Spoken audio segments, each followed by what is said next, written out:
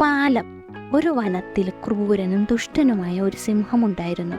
അതിനെ ഭയന്ന് ജന്തുക്കൾ അവയുടെ പാർപ്പിടം വിട്ട് പുറത്തിറങ്ങുന്ന പതിവ് പോലും ഇല്ലാതെയായി. ഏതു മൃഗത്തെ കണ്ടാലും കടിച്ചു കൊല്ലുന്നത് സിംഹത്തിന്റെ സ്വഭാവമാണ്. നല്ല ശരീരപുഷ്ടിയും ബലവും അതിനുണ്ട്.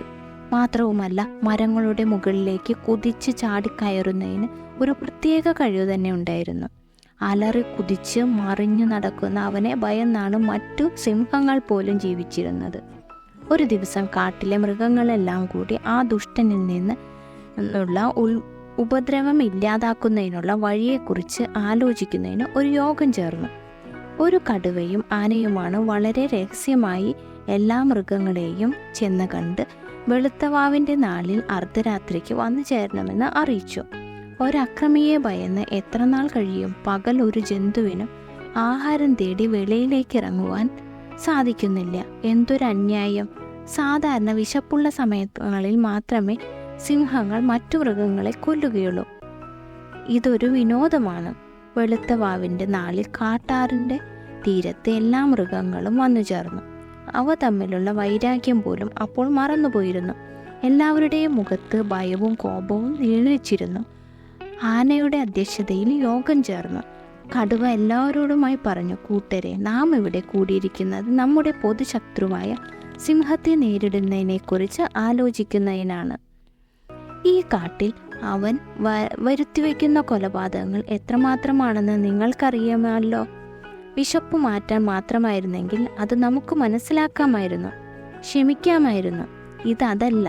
നിരുപദ്രവകാരികളായ ജന്തുക്കളെ കൊല ചെയ്ത് വഴി നീളെ നിരത്തിയിടുന്നത് എങ്ങനെ കണ്ടുകൊണ്ടിരിക്കും? അവനെ കൊല്ലണം. ഈ വനത്തെ, അതായത് ഈ കാട്ടിലെ ജന്തുക്കളെ രക്ഷിക്കണം. അതെ, അവനെ കൊല്ലണം. എല്ലാ ജന്തുക്കളും ഒരുമിച്ച് വിളിച്ചു പറഞ്ഞു. എന്താണ് മാർഗം? ആന ചോദിച്ചു. കൊല്ലണമെന്ന് പറയാൻ എളുപ്പം. എങ്ങനെ കൊല്ലും? ആര് കൊല്ലും? അത് നിങ്ങൾ ആലോചിക്കണം. ആന ഓർമ്മിപ്പിച്ചു. എൻ്റെ കൂടെ 2 ആനയും 2 കടുവയും കൂടി വന്നാൽ ഞാൻ അവനെ ഇടിച്ച് ചമ്മന്തിയാക്കി തരാം, ഒരു കാട്ടുപോത്ത് പറഞ്ഞു. അതിന് ആരെല്ലാം തയ്യാറുണ്ട്? അവൻ ചോദിച്ചു. ആരും അനങ്ങിയില്ല. പൊങ്ങത്തരം പറയാൻ എല്ലാവരും കാണും. ആ സമയത്ത് എല്ലാവരും പിന്മാറും. കുറുക്കൻ പരിഹാസ സ്വരത്തിൽ പറഞ്ഞു. എന്നാൽ കുറുക്കൻ ചേട്ടൻ ഒരു വഴി കണ്ടുപിടിക്കട്ടെ, അധ്യക്ഷൻ നിർദ്ദേശിച്ചു. കുറുക്കൻ ആലോചന തുടങ്ങി. എല്ലാ ദൃഷ്ടികളും കുറുക്കൻ്റെ മുഖത്ത് ഉറച്ചു നിന്നു.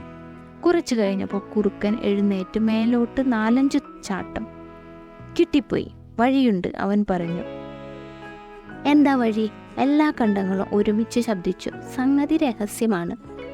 നമ്മുടെ ദീർഘോദരൻ സാറും ഭാര്യയും കൂടി സഹായിക്കുമെങ്കിൽ അക്കാര്യം ഞാൻ ഏറ്റു, കുറുക്കൻ തീർത്തു പറഞ്ഞു. ഉടൻ തന്നെ ആനയുടെ നേതൃത്വത്തിൽ ഒരു സംഘം ജന്തുക്കൾ ദീർഘോദരൻ എന്ന പെരുമ്പാമ്പ് താമസിക്കുന്ന ഗുഹയുടെ അടുത്തേക്ക് പോയി.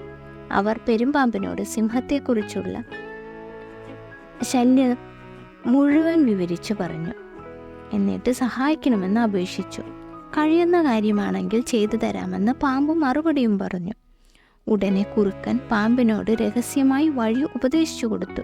എന്നിട്ട് മൃഗങ്ങളോട് പറഞ്ഞു, നിങ്ങളിൽ 2 പേർ, നല്ലതുപോലെ ഓടാവുന്ന 2 പേർ, നാളെ രാവിലെ സിംഹത്തിൻ്റെ പാർപ്പിടത്തിനടുത്ത് പോകണം. അവനെ കോപിപ്പിച്ച് നേരെ കാട്ടാറിൻ്റെ നേർക്ക് ഓടണം. അപ്പോൾ അവിടെ കാണുന്ന പാലം വഴി അക്കരെ വരണം. അത് മതി. ബാക്കി കാര്യങ്ങൾ ഞാൻ ശരിയാക്കിക്കൊള്ളാം. ഞാൻ അവിടെ കാണും. അടുത്ത ദിവസം പ്രഭാതത്തിൽ തന്നെ 2 മുയൽ കുട്ടന്മാർ സിംഹത്തിന്റെ മുന്നിലെത്തി ശബ്ദമുണ്ടാക്കി. കോപാകുലനായി സിംഹം അവയുടെ മുന്നിലേക്ക് എടുത്തു ചാടി. തടിമാടാ, ദുഷ്ട എന്ന് വിളിച്ചുകൊണ്ട് മുയലുകൾ കുതിച്ചു പാഞ്ഞു. സിംഹവും പുറകെ വിട്ടു. കോപം കൊണ്ട് സിംഹത്തിന് കണ്ണു കാണാൻ പാടില്ലായിരുന്നു. തൻ്റെ അടുത്തെങ്ങും ആരും ഇത്ര ശബ്ദത്തിൽ ശകാരിച്ചിട്ടില്ല. മുന്നിൽ വരാൻ തന്നെ എല്ലാവർക്കും ഭയം. എന്നിട്ട് ഈ പീറ മുയലുകൾ വിളിച്ചത് കേട്ടില്ലേ? കര പറ്റി. സിംഹവും കൂടെ പാലത്തിൽ കയറി. അത് നടുവിലായപ്പോൾ പാലം അഴിഞ്ഞ് ആറ്റിൽ വീണു. സിംഹം ഒഴുക്കിൽ കുത്തിപ്പാഞ്ഞ നദിയിൽ മുങ്ങി ഒഴുകിപ്പോയി. വെള്ളം കുടിച്ച് പൊങ്ങുകയും താഴുകയും ചെയ്യുന്ന ആ ദുഷ്ടനെ കണ്ട് കരയ്ക്ക് നിന്ന മൃഗങ്ങൾ ആർത്തു ചിരിച്ചു. പാലം എന്തായിരുന്നെന്ന് എല്ലാവർക്കും പിന്നീടാണ് മനസ്സിലായത്. അത് ദീർഘോദരനും ഭാര്യയുമായിരുന്നു. സിംഹം പകുതിയായപ്പോൾ അവർ പെട്ടെന്ന് വാൽ അഴിച്ച് വെള്ളത്തിൽ താഴ്ത്തി വെച്ചു. അങ്ങനെയാണ് നദിയുടെ ആഴത്തിലേക്ക് സിംഹം താന്നത്. കുറുക്കൻ്റെ ബുദ്ധി, പാമ്പുകളുടെ സഹായം, എല്ലാത്തിനും കാട്ടിലെ മൃഗങ്ങൾ നന്ദി പറഞ്ഞു.